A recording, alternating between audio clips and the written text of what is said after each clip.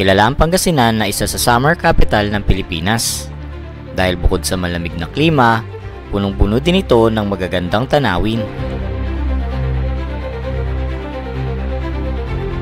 Today, samahan nyo kami mag-rides papuntang Maliko, kung saan pupuntahan natin ng isang campsite na may napakagandang scenic view. Dito nga ay may mga challenges tayong pagdaraanan bago makarating. Grabe lakas sa hangin guys. Ipapakita namin sa inyo kung paano namin ito nalampasan at kung gaano kaganda sa pupuntahan nating lugar. Kami ang Team Bawal Alak. Let's G! Yan, so sound check. Okay. Ayan. Alright guys, so we are now recording. So, mga ka-G, nandito tayo ngayon sa Nueva Ecija. Woo! Ito yung napili namin daanan papuntang Maliko sa San Nicolas, which is our target location. Kaya pa-videoan muna natin yung ating mga kasama. Solid ang daan dito guys. Yun o, papsing o. Sobra na mabilis yan. Yun o, si Cap. Yan ang aming pinuno sa Road Pirates. Hop, may buhangin. Master Ian. Yun o. Wow, banking na naman yan.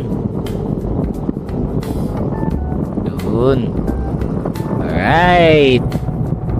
So, yun nga mga ka-G. Ngayon lang tayo nakapag-video dahil medyo maulan pa kanina. And ito kasing gamit nating action cam wala pang waterproof case. Yan, kaya di pa pwede maulan no. So bali karamihan sa mga kasama natin dito ay galing pang Manila at QC. Yan, Team Bawal Alak. And nagkita-kita kami sa Bulacan at doon nag-take off. Yan. So ating target location ay Kidaw, Farmview, and Campsite. Alright. Oops, malubak. Tandaan. Yan. So, time check natin ay 7 AM in the morning. And yan, hindi masyadong mainit, hindi masyadong maulan. Medyo okay na. Bali, dadaan muna tayo kay Papa B para kumain sa Santa Maria. And after nun, rekta na tayo papuntang San Nicolas. So, let's G!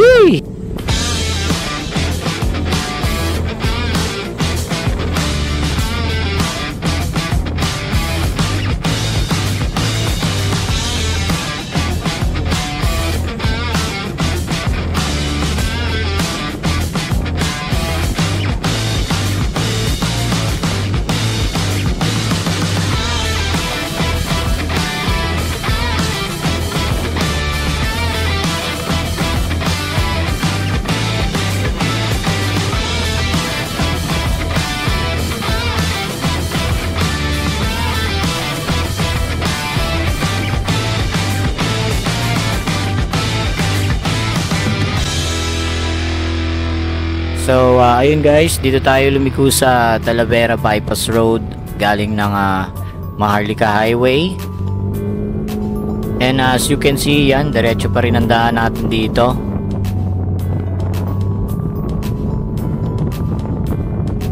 Grabe, sobrang nakapatagan dito guys. Bali, ito kasing bypass road guys ng Talavera. Alternate road siya ng Daang Hari or Daang Maharlika para hindi maging congested dun sa Daang Maharlika na kalsada, no? Saka yan, dire-diretso lang to guys. Hindi ka rin maboboring dito kasi yan nga, napakaganda ng tanawin, no?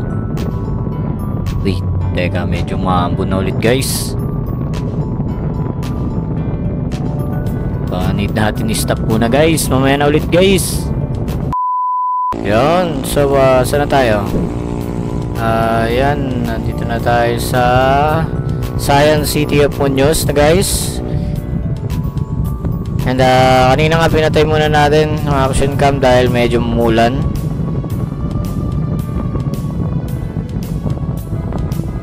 Up, may bus. Try natin sumingit dito.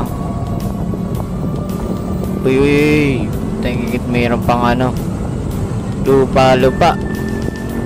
Puta, may sumalubong pa. Diyos ko, day. Sumasalubong pa rito.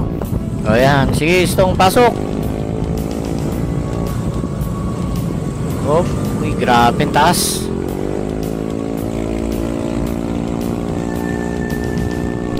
So, pagdating pala dito sa Science City of Muñoz, guys, medyo maliit lang yung kalsada, no? Marami rin minsan sumasalubong-salubong. Saka yan sa gilid, hindi pa masyadong ayos yung ano, first lane ng kalsada. So, ingat-ingat kung dito kayo dadaan papuntang Pangasinan. Pero sa gilid, guys, ang ganda ng mga tanawin, may mga palayan, no? Yan, kaya may enjoy nyo rin talaga. Tsaka sarap simoy ng hangin, guys.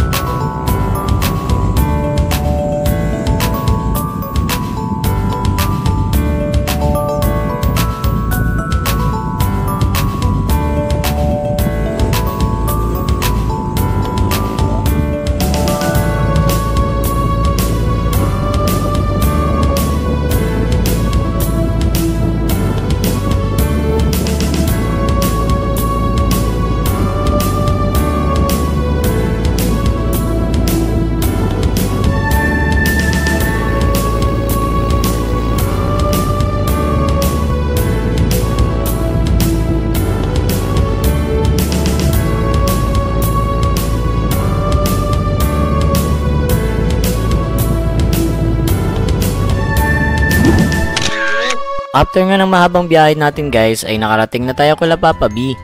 Ayan nga at nagpahinga muna tayo saglit and then kumain. Shoutout pala sa family ni Madam Lani para sa pag-prepare ng pagkain pagdating namin. Pagkatapos nga namin kumain ay nagkwentuhan muna kami saglit. Yun na kayo, namatay. Magpunta ko na lang. Kanina dalawang beses magkasunod. Teka lang, pwede mag... Hirap na yung overtake. Parang ano, ganun yung sakit ng... Sa milyo ko ganyan ka. Auto shutdown? Hindi, basta minsan ganyan nangyayari na mamatay. Habang umaandar ka, biglang namamatay. After nga magpahinga ay diretso muna tayo sa palengke. Bili tayo ng pagkain para sa hapunan mamayang gabi.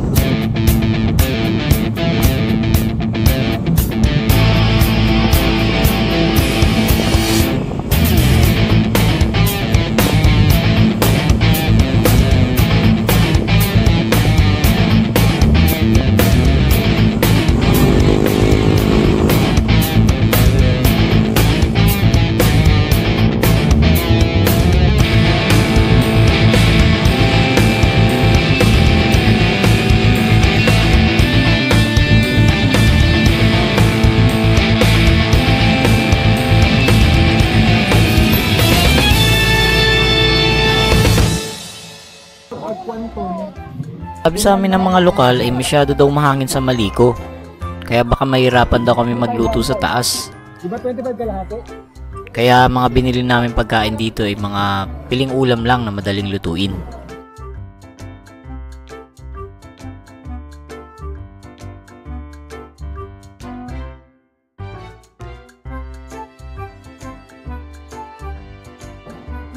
Magkano? 25 po. 3-in-1 kape, wala tayo. Bumili na. Yelo na lang. Pasas na yelo naman dun, ha? 200. Kaya mahal yan sa yelo dun, no? Thank you. Ano ka tayo bumili? Di pa ganun dun. Basak mo. Wala na yung cooler. Pagka mo ng yelo dun. Oo.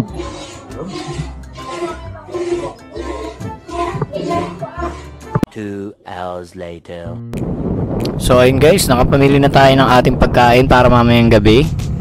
And meron tayong ditong bangus, pork chop, at mga ilang bote pampainit. Sabi kasi nila malamig daw dun eh. So ano lang tayo, mga 2 bats. And so rekta na tayo guys, papunta ng campsite ano. At as you can see, may aliwalas pa rin yung panahon. Ito yung maganda kapag nagra-rides eh. Kita nyo siguro sa video na mainit, pero ito yung mas okay kaysa naman yung umuulan, di ba? Okay na yung medyo mainit, pero nasa probinsya ka naman. Since nasa probinsya ka, hindi mo masyadong ramdam, umaandar naman dahil nakamotor, no? So ayun, ganda ng bridge dito guys. Ayun, no? Tapos kita mo yung kapatagan. Iba talaga ang feeling kapag nakapagbakasyon ka sa probinsya, no? Haba ng tulay guys.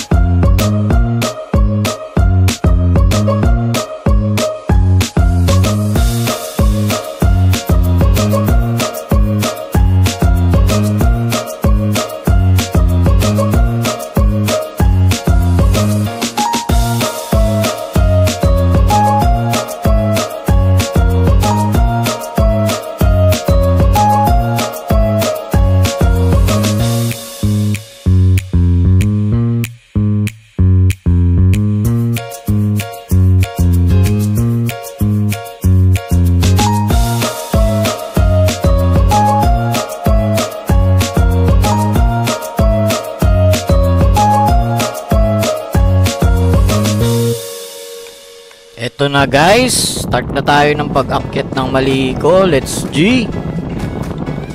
So dito ako nakapwesto guys sa may bandang gitna. Yan. Para makuha ko lahat. Yung mga nasa likod, tapos yung mga nasa harap. Yan sila Papsieng, si Papa B. Ganda. Nanyo naman, putik. Umpisa pa lang banking na. Yan mga nasa unahan natin, si Istong, si Cap, tsaka si Ian. Wow, solid talaga dito guys. Bankingan agad bankingan pataas. Maganda siya na nakakatakot kasi alam mo nasa gilid kayo ng ng bundok. And medyo maliit yung kalsada. Konting mali mo lang, mamimit mo si Jesus.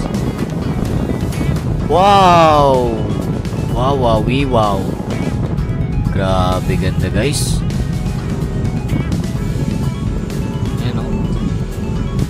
Isipin mo yan, paakit tayo dyan,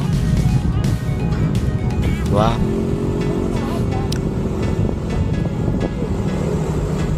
Kung tinatamad kayo mag-Baguio, kung gusto nyo ng kakaibang experience dito, try nyo dito. Kakatakot nga lang, pero diba, ganda guys. Pinunahan na tayo ni Papsing. Siguro sa una naman sila, para maganda yung shot natin. Grabe pataas dito guys. Sobra na. Sobra pataas. May mga nakasalubong din tayong rider pababa Cap. Grabe si Cap. Overtake. Dito sa part na to guys, medyo nawawala na talaga yung init Malamig na. Lumalakas na rin yung hangin. Siguro mamaya medyo matindi na talaga hangin dun Wow. Papa B Papa B, ingat ka dyan. Grabe, ang ganda ng view dyan, Papa B. Solid. Wow, bumangking lupit naman nan. Solo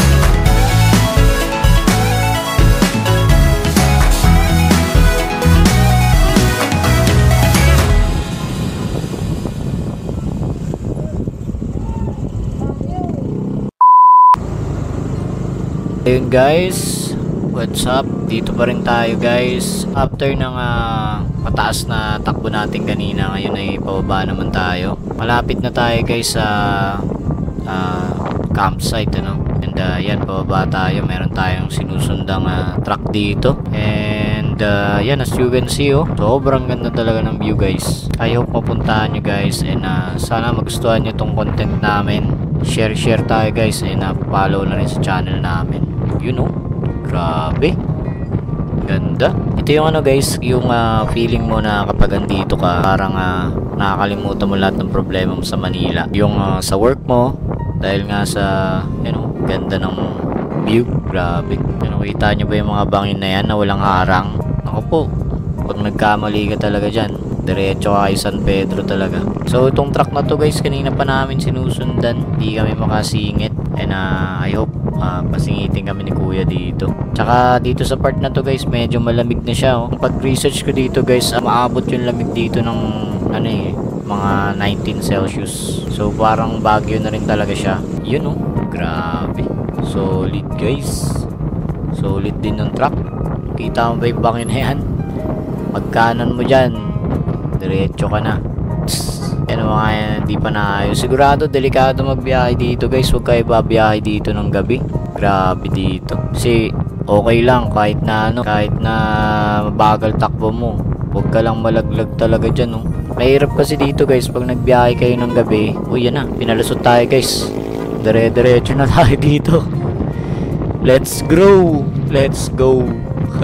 So ayun nga, sasabi ko, mahirap kasi dito pag gabi kayo nagbiyahe guys. Yung ibang mga gilid ng bundok, wala pang harang yan, kagaya niya walang harang. Yung iba walang harang. So delikado din mag-banking din. Baka mamaya diretso kayo sa bangin. Kung babiyahe kayo guys, timingin nyo na umaga or tanghali or hapon kayo nandito dadaan. Kasi pagkagabi, naku po, delikado. Lalo may mga kasalubong din kayo, mahangin. Sobrang lakas ng hangin ngayon guys. Ayan ewan ko lang kung makikita nyo sa camera namin, pero yan, sobrang lakas ng hangin. Bait nung truck mo, pinadaan tayo. Kaso lang marami ang bangkingan, kaya hirapan din siguro sila mag-timing na padaanin kami. Pero thank you, shoutout kay Kuyang Truck na pinadaan kami. So yung pupuntahan natin guys, actually dito sa Maliko guys. Wait lang, dire-diretso Uy, ano yun? Mason yun mayroon palang mga rito yung mason kampo. Grabe, teritoryo ng mga masters. Yan. So yun nga sinasabi ko guys, mataas na to, above sea level guys. Nasa 5,495 feet na yata to, ayon dun sa research ko So grabe, taas na rin siya. Kaya ayan kita nyo yung mga sea of clouds. Meron na yan, marami na dito. And yun nga, malamig na din. At yan, lakas ng hangin guys. Uy, grabe lakas hangin guys. Sobra na. Hinto muna tayo. Grabe, pasalubong yung hangin kasi guys papunta sa amin. So parang ina-atras yung tinutulok yung motor. Hinto muna kami. Grabe. And sigurado maririnig mo naman yan sa action cam namin. Yung hangin, nihipan na yung mikropono. Ganda ng tanawin talaga dito guys. Nakailang ulit na ako ng ganda Sobra kasi talaga maganda. Sana mapuntahan nyo rin. Yan, malapit na tayo guys sa ating patutunguhan Ayan guys, paangat na ulit tayo. Oops. Uy. Malumot dito banda guys. Ayan ang sinasabi ko. Medyo malumot guys. Actually malumot talaga.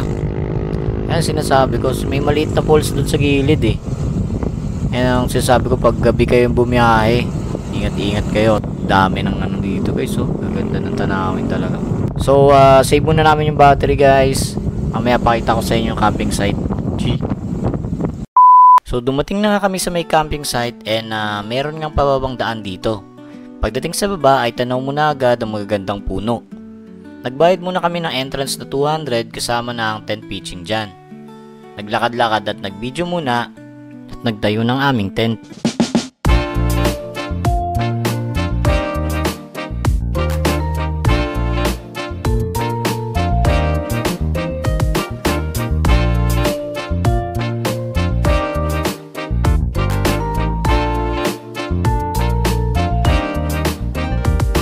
Sa lakas nga ng hangin dito guys, I suggest na magdala kayo ng makapal na jacket at matitibay na tent.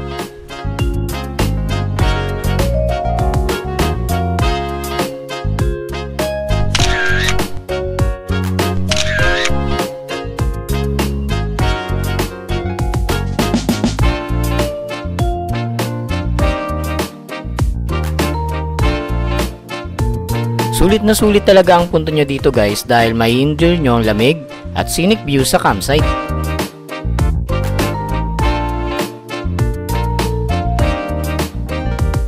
Meron din pala sila ditong transient guys na pwede nyong rentahan. Ilalagay ko na lang sa comment section kung magkano yung renta.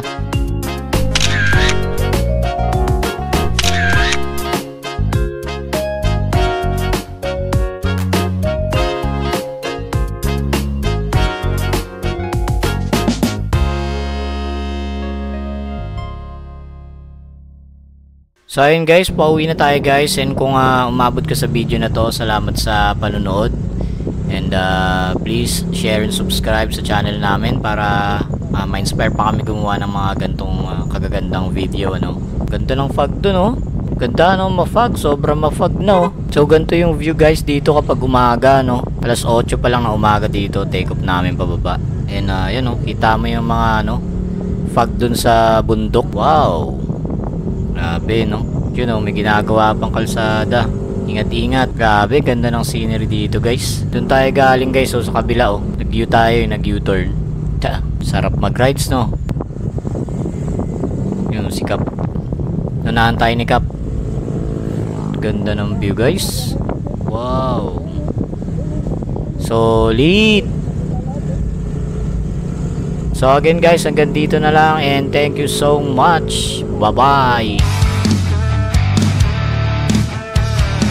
Alam mo bang muntik ka na sumuko ang puso ko sa paulit-ulit na pagkakataon na nasaktan na bigo. Mukhang delikado na naman ako, o bakit ba kinikilig na naman ako? Pero ngayon ay parang kakaiba. Pag nakatingin sa iyong mata, ang mundo ay kalma. Ngayong nandyan ka na, di magmamadali ko lang ang katabi hanggang sa ang buhok ay pumuti. Di na maghanap ng kung anong sagot sa mga tanong dahil ikaw ang katiyakan ko. Hindi na ako bibitaw, ngayong ikaw na kasayaw. Kung meron mang kulay ang aking nagsisilbing tanglaw, ikaw ay galaw. Di akalaing mararamdaman ko muli ang yakap ng panahon na pang kumakalabit ang init at sinag ng araw. Mukhang di naman delikado kasi parang umingiti na naman ako. Kaya ngayon di na ako mangangamba kahit anong sabihin nila. Ngayon nandyan ka na, di magmamadali ko lang ang katabi hanggang sa ang buhok ay pumuti. Di na maghanap ng kung anong sagot sa mga tanong dahil ikaw ang katiyakan ko. Hindi na ako bibitaw, ngayong ikaw na kasayaw. Kung meron mang kulay ang aking nagsisilbing tanglaw, ikaw ay galaw. Ang aking nagsisilbing tanglaw, ikaw ay galaw.